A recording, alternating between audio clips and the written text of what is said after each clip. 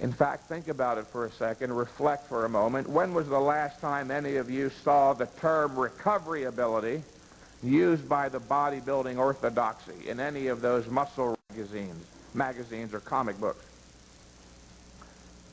As I have stated repeatedly in my books and articles, not only do these people fail to define any of their concepts, but their conceptual range is profoundly limited. They just don't have much knowledge. The average exercise scientist today doesn't even know what recovery ability is.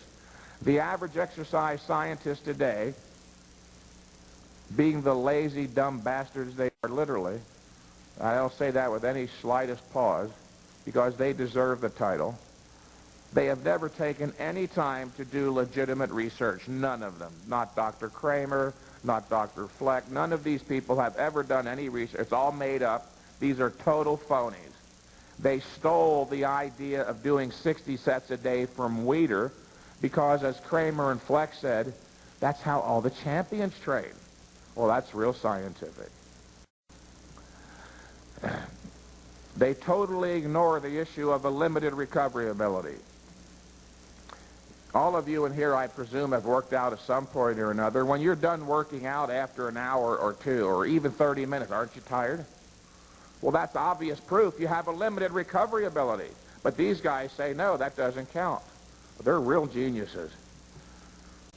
I've met maybe 2 PhDs in my life who literally deserved the title of a doctor of philosophy in his field. Remember, we live in an anti-rational culture. Do you think the field of exercise science would be exempt? No, I would think they'd be among the first to become stupid. The issue of recovery ability should be one of the 2 most important issues of central concern in exercise science, and they all but completely evade it.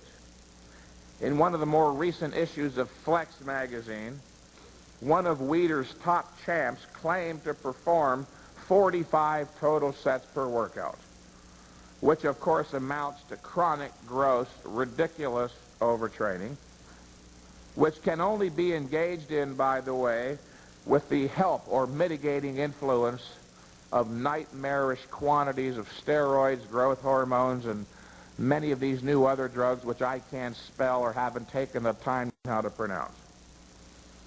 Considering this, that Weider's top champs are only doing 45 sets, I find it rather interesting that the vaunted exercise scientific establishment is now advocating that everybody, including you, the natural non-steroid bodybuilder, do 60 sets every day of the week. But only if you are obtaining adequate nutrition. Keep in mind the guiding principle: get a well-balanced diet. A well-balanced diet consists of 60% carbohydrates, 25% protein, and 15% fats. All these other ratios you've been reading about lately come from not reputable nutritional scientists, but food fattists and nutritional mythologists. A 60-25 is a well-balanced diet. You've heard of the 4 basic food groups: cereals and grains, fruits and vegetables, meat, fish, poultry, milk.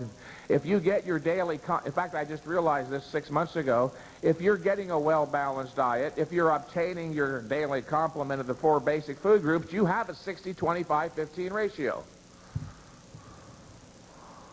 Remember, muscle is not mostly protein, it's mostly water. Now look at the word carbohydrate. The suffix hydrate means water. As you probably all know, the carbohydrate stores in the muscle becomes a chain of sugar molecules called glycogen. And every gram of glycogen stored in the muscle chemically bonds with and holds 3 grams of water. When you go lower than 60% carbohydrates on a high-intensity program, you're going to burn the glycogen out of the muscle, not restore it, and the water that was chemically bonded will leave the muscle too, and the muscle becomes flat, flaccid, and dehydrated. And if you stay on it long enough, you'll actually go into muscle catabolism. Your muscle will actually break down, go to the liver, and through a very complicated process called gluconeogenesis, will turn your own body's protein into sugar.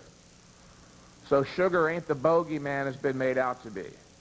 It should predominate in a well-balanced diet. You can optimize.